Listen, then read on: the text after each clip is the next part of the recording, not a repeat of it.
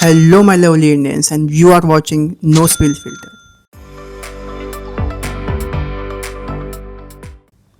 Monsoon monsoon ना एक बहुत लवली सीज़न है।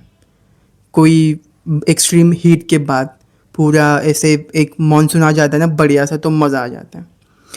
कोई भुट्टे खा रहा है, कोई मॉनसून में गुनगुना रहा है, कोई भीग रहा है बारिश में, और कोई चाय की चुस्की ले रहा है। पर इसी मॉनसून में 15 सितंबर 2015 में एक बच्चे को बुखार हो गया दिल्ली में। फिर उसको वोमिटिंग होने लगी, बहुत ज़्यादा बुखार आ गया। उसके पेरेंट्स बहुत परेशान हो गए और जल्दी जल्दी में उसको हॉस्पिटल लेने के लिए रवाना हो। पर नियति का खेल देखिए, वो उनके पेरेंट्स उसको जल्दी जल्दी हॉस्पिटल लेके गए, लेकिन उस दिन उनको कोई बेड नहीं मिल रहा था। जैसे तैसे करके उनको बेड मिला। फिर डॉक्टर ने पूरी जद्दोजहद से ट्राई किया उसको बचाने के लिए, लेकिन इतना फाइट करने के बाद ही कुडंट सर्वाइव। तो इस मासूम की जान जिसने ली थी ना, वो एक brutal disease dengue, yes, dengue ने उसकी जान ली थी। अपने एक लौते बेटे का खोने के गम में पेरेंट्स ने भी गलत कदम उठा लिया। ये केस पूरे इंडिया को शॉक कर गया। पब्लिक आउटरीच होने लगे, पब्लिक हेल्थ केयर पे सिस्टम पे सवाल उठने लगे, मार्चेस होने लगे। फिर वो हॉस्पिटल्स जो है उनके ऊपर सवाल उठने लगे। पूरा नेशन में पब्लिक आउटरीच का माहौल था 2015 सितंबर में। देखिए, इंडिया में ना जो मानसून होता है वो जुलाई टू नवंबर तक होता है।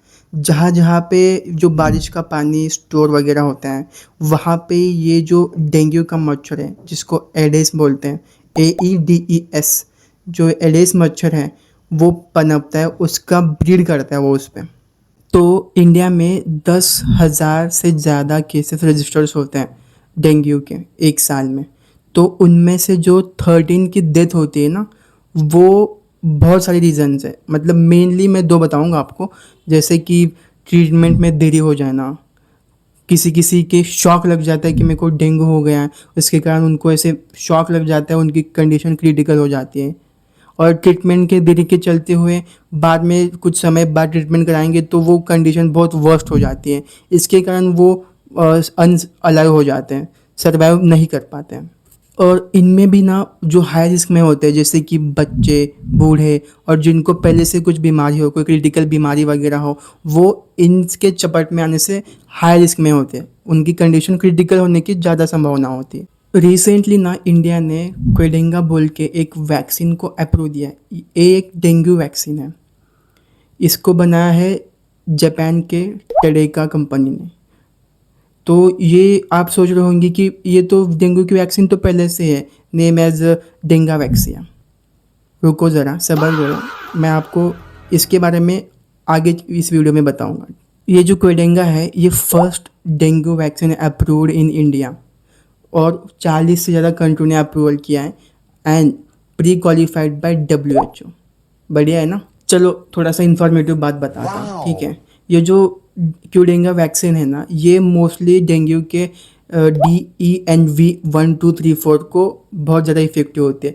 इनमें से भी वो हाईएस्ट इफेक्टिवनेस होती है 1 और 2 में। डेंगू के जो सेरोटाइप है, ये इनमें 1 और 2 में सबसे ज़्यादा हाई इफेक्टिवनेस से काम करेगी ये क्यूडेंगा वैक्सीन। तो आपको इसको कैसे लेना पड़ेगा, जैसे कि 2 डोज लेने पड़ेंगे, और वो भी 3-3 महीने के गैप पे। तो आइए अब समझते हैं कि ये जो वैक्सीन है 2 डेंगू की, जो अभी अप्रूव हुई है, और जो पहले थी डेंगा वैक्सिया और ये क्यूडेंगा। तो मैं आपको बताऊं कि जो डेंगा वैक्सिया है, उसके लिए लेने के लिए पहले से डेंगू की हिस्ट्री होनी चाहिए। वो अगर आप डेंगा वैक्सिया लेना चाहते हैं तो आपको पहले टेस्ट कराना पड़ेगा। वो आपको जानेंगे कि आपकी कोई डेंगू की हिस्ट्री है क्या पहले, तब वो आपको डेंगा वैक्सिया देंगे। बट क्यूडेंगा का क्या है, क्यूडेंगा के लिए कोई प्री टेस्टिंग की ज़रूरत नहीं है, कोई डेंगू की हिस्ट्री होने की ज़रूरत नहीं है। तो आपको कभी भी क्यूडेंगा ले सकते हैं आप। जैसे सुबह उठे, मुंह धोया और सोचा कि आज क्यूडेंगा की डेंगू की वैक्सीन लेते हैं, तो चल दिए और लेके आ गए। बढ़िया है ना। बस पब्लिक को यही तो वैक्सीन बनता था दूर। तो बस इसका कॉस्ट लिमिट में हो, अफोर्डेबल हो, गरीब से गरीब बंदा इसको खरीद पाए, वैक्सीन लगवा पाए। या फिर फ्री कर दो, ये भी बढ़िया है। This is no spill filter signing of.